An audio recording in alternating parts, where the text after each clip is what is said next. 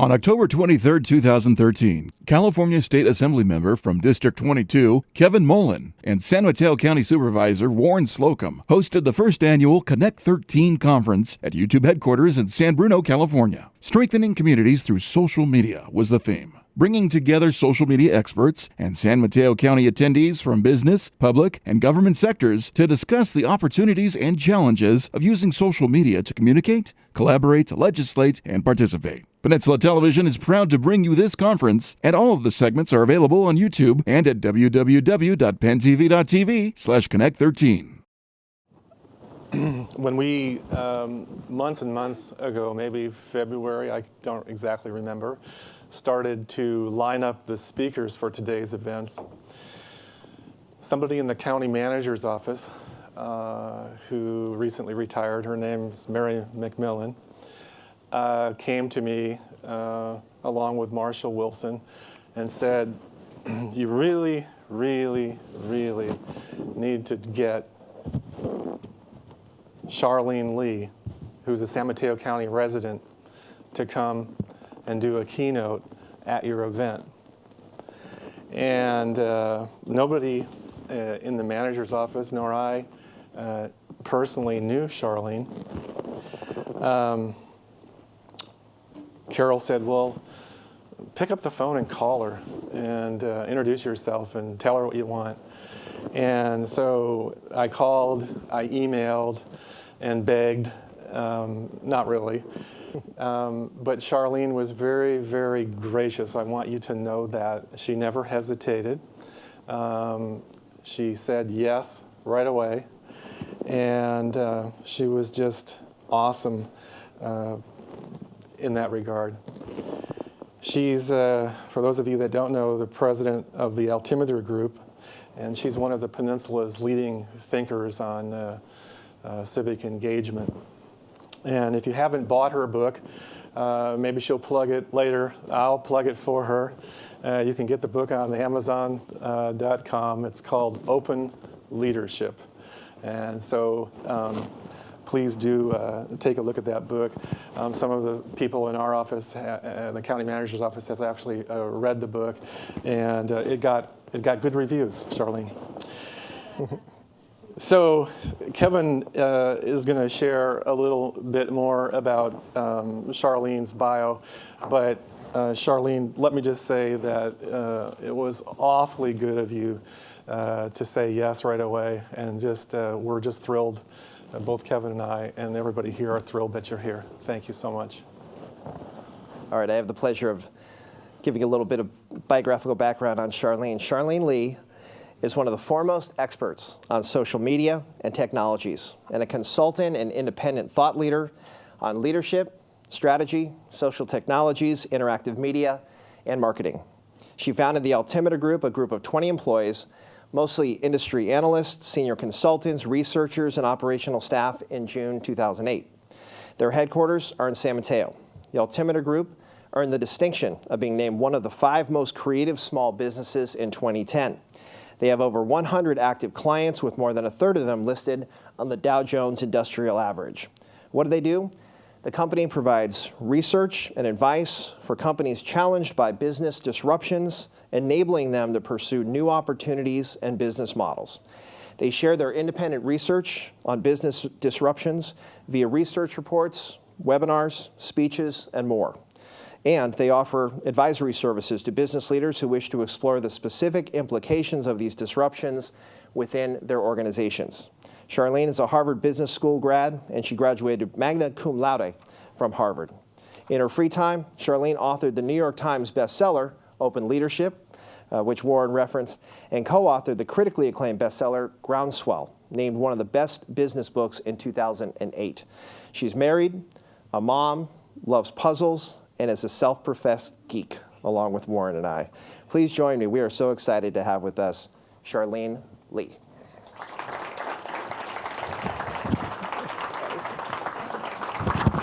So thank you very much for that kind introduction. And I'm the one who's very honored to be here because I do live and work in San Mateo County, in San Mateo itself.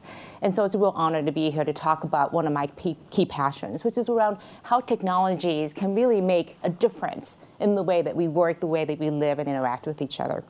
So when we talk about these technologies, what are we actually talking about? Well, we've got people like Facebook, we've got LinkedIn, Twitter, Google, YouTube. Let's put a whole list of them up there. And because of the diversity that we have here in the county, there are also quite a few international sites in here too as well. It's not just the sites that are here domestically in the United States. So how do you make sense of all of this? Because no matter what is out there today, there's going to be more that's coming down the pipe tomorrow. There are things like Pinterest, Snapchat.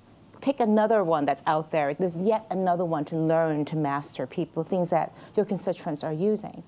So how do you make a strategy around this? How do you lead an organization when the landscape that you're trying to understand is constantly shifting underneath your feet? Well, let me give you an example. Let's go back in time to a particular situation that one company was dealing with, a lot of uncertainty, a lot of things that were unknown. And this is all the way back in 2006. This is a Dell computer that was at an event like this in Kyoto, Japan. And it started smoking, and it finally caught into flames. Talk about a malfunction, right? So this is a laptop that's captured in film on a camera at that point, and started spinning around the blogosphere, and then started making its way into the traditional press. Now this is back in 2006. Just to give you some perspective, there was no Twitter. Facebook was still only available to a small number of people. YouTube was quite popular at that time, but still hadn't reached the kind of reach that we have today. So this is a very different time, but Dell still had a very significant problem, you could say, a small one at that, because there was a significant malfunction of the product. So what do you do if you're Dell? Do you go out and forget about it, try to ignore it? Well, they couldn't, because just 2 weeks before this happened, they had just started their blog. And so they were posting things on there like, oh, look at our new servers, look at these new gaming laptops, look at these beautiful professional laptops. And the only thing people wanted to talk about was, well, nice laptop, is it going to blow up on my lap? So what do? Well, if you're the chief blogger at Dell, Latimer Chaka, what he did is he went directly to Michael Dell, the chairman of the company at the time, and he said, we need to talk about this. But how do I do it? I mean, no one's ever done this before. And he said, let's go back to our values. What do we stand for? What's the relationship we have with our customers? We've always been about being direct. So let's be direct about this. Go out there and do the right thing. Write about this. Tell people what's going on. Be transparent. Be authentic. So this is the post that he wrote. And it says, Flaming Notebook. That's the name of the post. And it says, beyond what you've seen in the blogosphere, we don't have an update on the now infamous Flaming Notebook from Osaka. And they link to that picture that you just saw. They link right to it. We'll give you an update as soon as we find out more. We think it's the batteries, but hang on. We'll tell you more what's happening. They went out and wrote a total of 12 different blog posts over the next couple of weeks, explaining, yes, it was the batteries, and yes, we're going to have to recall them, and this is the process. And they went back and talked to their customer call centers and worked with them so that people had more questions. They knew that they could go onto the blog and find out more information there. They answered every question that came at them on the blog, and then went out into the blogosphere, into forums, into wherever they could to answer questions that people had. Now, let me ask you this. If you had a situation like this, and I'm sure things like this happen all the time with the organization, if something went wrong, how many of you today, right now, would feel comfortable with you or a member of your staff writing a post like that? I would love to see a show of hands. How many? I got one, I got two. What does that say about us? This was in 2006. Fast forward 7 years now. All these technologies now, and we actually haven't gotten that far in terms of our ability to truly, truly deal with the power that these technologies give to us. You're going to hear a tremendous amount of fun, cool, neat technologies today. But I ask you this, fundamentally, how are you going to use those to change and enhance the relationship that you have with each other, with your staff, your team, and most importantly, your constituents, the people who you work for. Because in the end, social is not about the technologies, it's about the relationships you can form. And that's really hard. How many of us are in really easy to manage, perfectly flowing relationships? I would love to hear about them, because every relationship that I have been in that has been worth having has been hard fought. You have to invest in it. It takes time, and there are problems with them. So why would this be any different? Technology doesn't make it easier.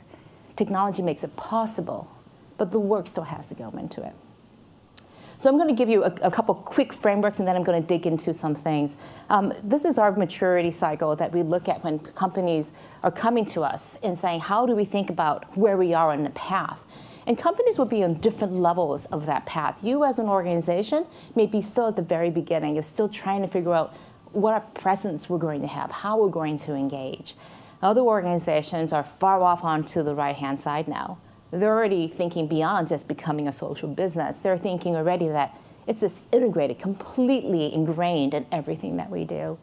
But no matter where you are, you have to have a strategy and to think carefully about what the components of that are. I'm going to go into this a little bit later, but we do have some frameworks, and I'm happy to send you some of the papers around this. It is really about starting with your goals. What are you trying to accomplish? And very importantly, a very key part of this is the leadership that has to be there to guide and to lead that strategy. A strategy doesn't happen in of itself. It really needs you to be able to guide that. So I want to give you an example of one of the most interesting open leadership examples that I had. And it was actually not your sort of typical business, it was the military, actually. This is the aircraft carrier, the USS Nimitz, and I had the honor of going on it in 2009 for about 24 hours with a bunch of different bloggers. And one of the things that we saw were people shooting off their airplanes off the deck, night landings, which is one of the most terrifying, scary things you could ever imagine. Imagine a tiny little blob on a moonless night, and you've got to find it in the midst of the ocean and land your plane on that without any visual guidance whatsoever. And then this is the captain. He's the captain of the entire ship, 5,000 people, typically between the ages of 18 and 22. If you have anybody in that age, you know what kind of a management challenge that is. And he runs a really, really tight ship. Really tight ship. Everybody knows exactly what they're going to do, and when they do it, and they drill, drill, drill, drill. And so in the midst of this, they threw 16 bloggers. And we had access to the entire ship for 24 hours. Now, I asked you before, how many of you would feel comfortable with writing that sort of transparent post? How many of you would feel comfortable allowing 16 bloggers into your organization for 24 hours, unfettered access to write and take pictures of anything? Okay, that's terrifying, really. So we did a lot of that. We took big pictures, and we interviewed people, and we were constantly sticking our noses into different crevices of the ship. And what was interesting to us was how open this organization was. And they just opened the doors. They had nothing that they wanted to hide. We asked really tough questions. I, for one, was really kind of skeptical about the whole thing and came away with a tremendous, tremendous understanding and appreciation for what our military and service people do. So it was a fantastic experience. And what was interesting to me is that they had the confidence in themselves to be open. And the question has always been, especially with these kinds of relationships, how open will you be? And here's an example of how open you could be. This is Luis Delgado. He's one of the top guns, those people who fly those pilots. And believe me, they are just like Tom Cruise. They are strutting, they're like trash talking each other, and yet they turn around and they say things like this. Landing at night, it just fills you with terror. Every flight is almost as if you die a little death. That level of authenticity, that level of confidence, they have to be able to trust each other. They have to be able to trust their entire shipmates, that they will bring them home, especially in those night landings, home safely. They can't do it themselves. So when you think about that kind of organization, one that is highly structured, but also very open in the communications, in the relationship, it's a very interesting combination. And the way I think about it is, how do you be in control when you're not? And this is a fallacy. One of the biggest issues when you're a leader, you feel like you have to be in control, but it's really a different thing. I think a really effective leader in this day and age is one who is able to give up the need to be in control, but at the same time, he can still be in command. The captain of that ship didn't control every single thing, but it was very clear he was in command. But he had the confidence in his entire team that they would be able to rise up to the occasion. So I'm going to talk a little bit about the book, just very briefly, because of the definition of what I think open leadership means. It means having the confidence, but also, very importantly, the humility to admit that you are not in control and that it's okay, and actually it's to your advantage, because your type of leadership now is going to come from inspiration. You're going to inspire people to make the commitment to follow you and to accomplish the goals that you have set. So in this day and age, who's a leader? How many of you have Twitter accounts? Okay, quite a few of you do. That's great. You have followers. Probably people on your team, your staff members, have followers too. They are leaders. A leader is simply defined by just having followers. So think about who can actually be a leader, and the definition of leadership radically changes. It's no longer a title. It's no longer the people or the budgets that you control. It's whoever follows you and is inspired by you to achieve those goals. So let's talk a little bit about what it means to be an open leader. There are two key things I talked about before: authenticity and transparency. So what does that actually look like? What is it defined by? And I believe that we can always feel like we're being authentic, it's being me, it's a meal of being out there. But authenticity and transparency doesn't start with you. It's actually how people perceive you.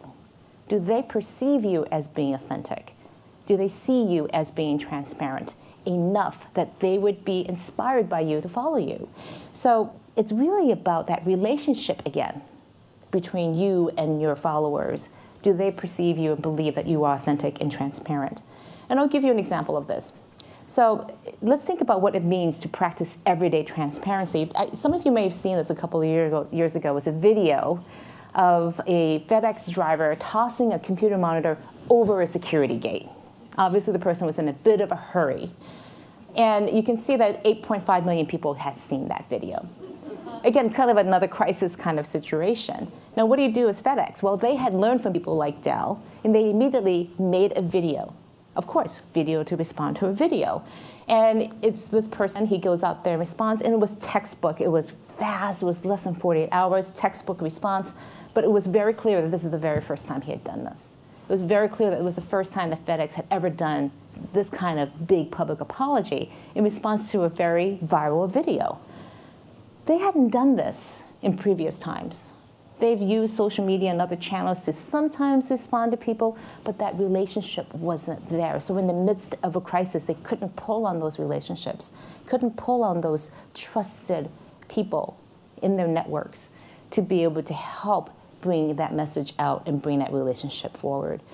Were they being authentic and transparent here? Absolutely. But it wasn't being perceived that way. So I think the call for here today is, how do you prepare for having that different type of relationship, not just for crises, but to be able to move forward the very big and tough agendas that you have on your dockets. So I think the key here is to build that trust with everyday transparency. So I am going to talk about a little bit about strategy, and I'm going to give you a couple takeaways about how you can begin thinking about being an open leader. And then we'll have hopefully some time for a few questions. So I went back to this over here, this model, and one of the key things I want to talk about is the guidelines and the strategies you have to put in place. One of the first things is think about what are your key strategic goals for your organization. What are you trying to accomplish today, this year, and next year? And then pick the ones, very specific ones that can have, where social and technologies can have a really important impact. The last thing you want to do is just to try these technologies just to see what happens. Think about instead what you can accomplish with them, and very specifically go full force into that. Double down on those areas. Don't hold back. Because unless you really give it a try, you'll never see the full effect. You can't do relationships as sort of halfway. Your constituents won't say, like, are you serious about this relationship or are you not? So if it's going to be important, find the ones and double down on those. And one of the key questions I get asked all the time is, how do I measure the impact? And I love this quote from the CMO of American Express. And he says, we tend to overvalue the things we can measure and to undervalue the things that we cannot. And relationships are notoriously difficult to measure. How do you measure the impact of being here together? taking the time to figure out all this and come together and the new connections you make. Anybody measuring the ROI of today? Going back and report on that? Some of you may be, but that's very difficult. So when you're investing in these relationships now through these technologies, really think about how they add value back to those goals. And in many ways, it may be anecdotal, but the value you have to recognize and be able to express right from the very beginning. Let's talk about discipline. I'm all about process. This is about not just putting something out there and seeing what happens, but building a triage chart. Now, this is from H&R Block, and this is their triage chart of what happens when they use their listening platforms to find mentions and conversations in social about them. They go and listen, and they find out if somebody's happy, if they're sad, if they're mad. You can see that's one guy in red. He's not very happy. Well, what happens then? They go and triage that, they assess it. Is this something you can respond to? They then engage, decide to engage or not to engage, and then they close the loop. They listen again to see, did it have the intended impact we wanted? Now, I show this chart in almost every single one of my presentations. And how many of you have a triage chart that looks even remotely something like this? Okay, a couple hands. I saw 3 hands go up. So that's pretty good, actually. Almost usually no hands go up. So you're beating most of the audiences that I see already. That kind of discipline, though, is really important because you probably have this when people call your office, when people email, but not when they're using their channel of choice now, which are these new social channels and these new digital channels. So if these relationships are important to you, and I hope they are, you'll be there listening for that, and then have a process beyond just the ad hoc mentions and the processes that are there to make sure that those mentions and those relationships have meaning. As part of that, I encourage you to think about how you want to train your staff and the volunteers that are working with you. And in particular, when it comes to social media, it's so easy to say what you should do. Do these things, engage, be open and transparent, share information. There's a whole bunch of other information that you just shouldn't do. Don't pretend to be somebody else, things like that. Those are kind of obvious. But in the middle is a tremendous amount of gray. And that gray is notoriously difficult to define because it's constantly changing and requires judgment. So how do you train for judgment? It's the hardest thing because, frankly, judgment is learned from making mistakes. So how tolerant will you be of making mistakes, people learning on the job, literally in public, and being able to do this on a continual basis. So really think about what kind of training you want to provide people, what kind of support and background and education, because you're going to have to need it. People, even if they're young, in their 20s, don't intuitively know how to use these tools to engage on your behalf, to engage with constituents. Let's talk about what you need to do as a leader. I do think that the foundation for a relationship is around sharing, and you need to create a culture of sharing. Traditionally, organizations do this instead. Don't share anything. Don't tell anyone anything. Keep it private, or check with all these different people before you put something out there. But in this day and age, I think you want to be opening up more and more categories to be able to understand what you can share. And one of the questions I get often asked is, what can we share? What should we talk about? Well, imagine if somebody was standing right next to you. I had the honor today of meeting Kevin and Warren for the first time, but I've been listening to you guys forever, it feels like. So what would I say to them? What would they say to me if they were standing right next to me? And they have fantastic interactions online because they really treat people as if they were standing right next to them. What would they say? It really feels like it's them when they're talking. So think about what you would share through these new channels as if you were able to talk to people at scale if they were standing next to you. Just 2 more tips. My second to last one is really about mastering the art of failure. How many are really good at failing? I mean, really practice it a lot and fail all the time. But this is the only way we grow, right? And I said before, no relationships are perfect. So how will you deal with the inevitable failures that come from these relationships that you're forming? It will happen. You can't make it not go away. That risk is always going to be there. And yet we are so fearful of engaging in these relationships because of what would happen. It's like dating the first time. Remember those days? What happens if that person says no if I ask? What happens? It's going to be so embarrassing. It's not the end of the world, but you can move on from that. So really think about this. And I do love the Google mantra of fail fast, fail smart.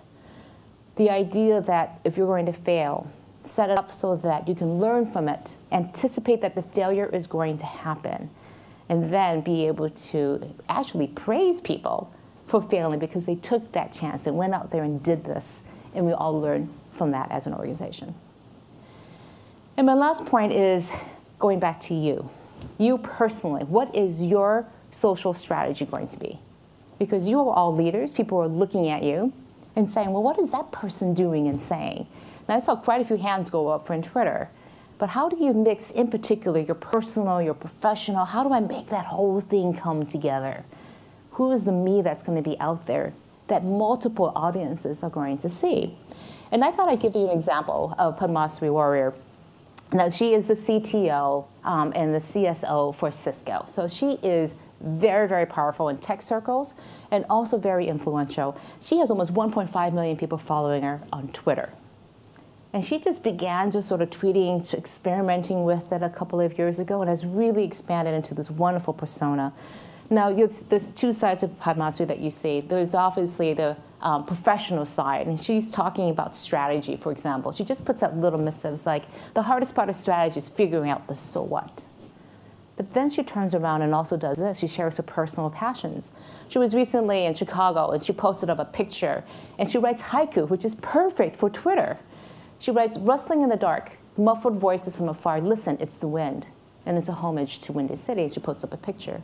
Another part here, she paints. And so she's sharing a picture, sketching of a picture that she put up, stage one of a painting, sketching what's in my head of bucket boys, guys just banging on buckets on the street. So why is she doing this? Why would she share two of her passions, poetry and painting, when she's obviously talking about tech too as well? But she realizes that this is not just about people following her. They also want to know who she is as a person. But she's not being authentic and transparent about everything in her life. She has a family, she has all these personal things, personal friends.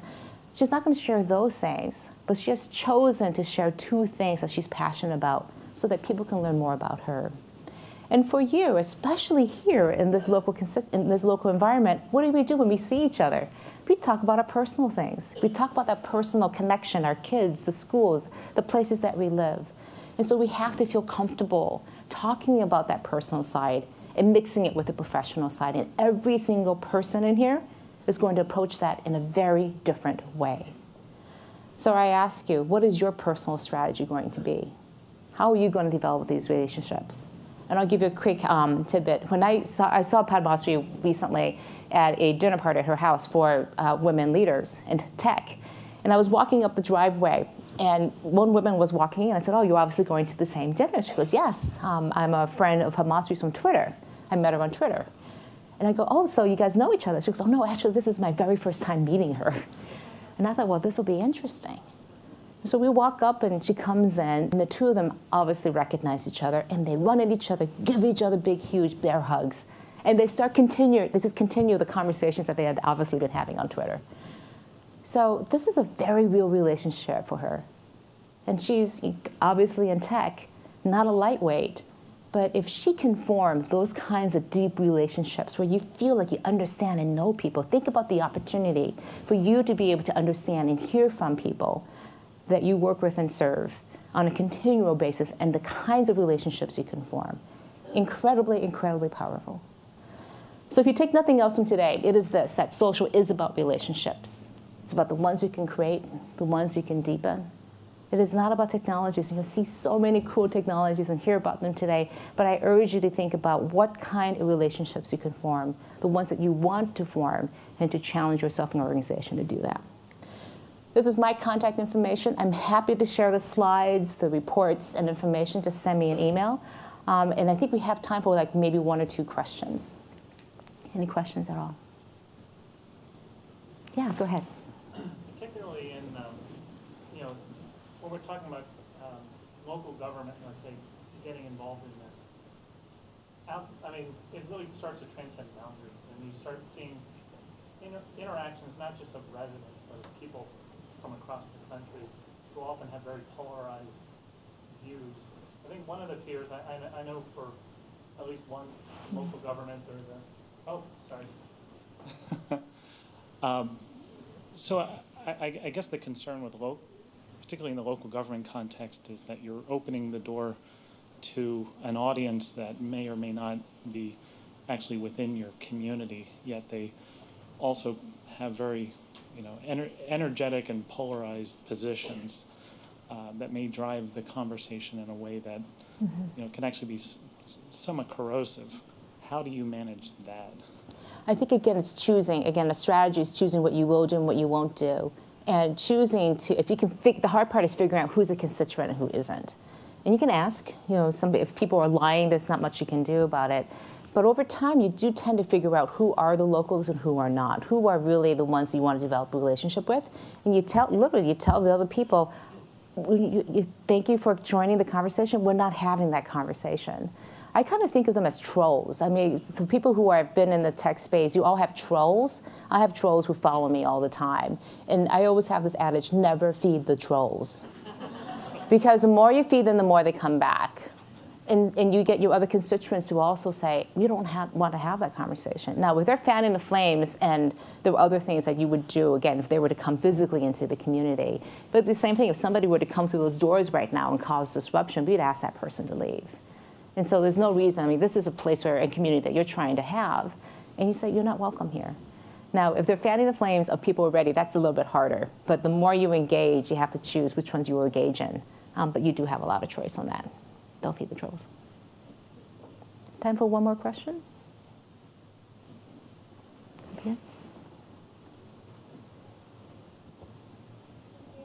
Hi, just wondering if you have any ideas. I come from a small community that is very rural, between all Silicon Valley and everything. We're down on the South Coast.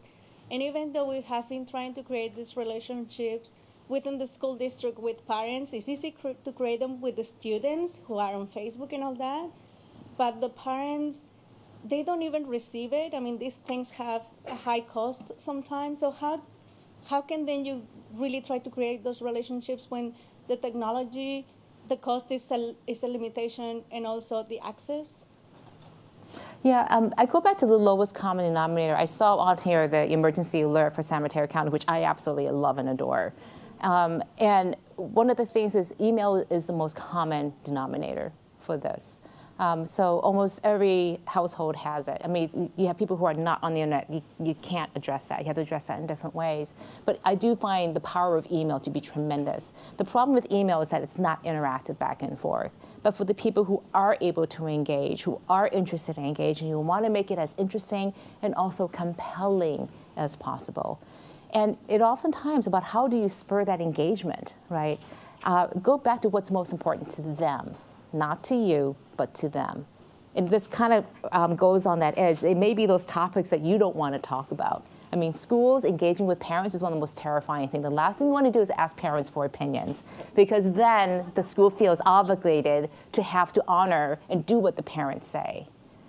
But that's opening a new door for a relationship, right? You can't have it both ways. You can't say, let's engage, but I'm not going to listen to you. Doesn't make any sense.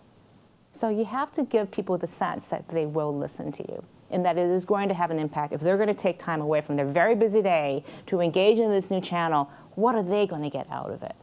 Not about you, it's about them. So what will they get out of it? The smaller communities, I think, even have greater opportunities because you can take those interactions that are very hard to organize because you're dependent on a much smaller base. And the asynchronous nature of these technologies allow people to engage with each other on their own time schedules. So I've yet to meet a community that wasn't passionate about something. It could be the opening of a Safeway store. It could be the opening and closing of another store, investments in the new infrastructure, the fall fair. It could be any of those things. Recently, there was a beer and bacon, I think, thing going on in San Mateo Park. I think quite a few of us went to that. That was huge on social media. That's what people were passionate about, but that's where you begin. Okay. Thank you very much, and I look forward to continuing the conversation with you through these channels. Thank you. Charlene Li, everyone. I definitely need a personal triage chart after that presentation. I love it. You're brilliant, Charlene. Thank you so much.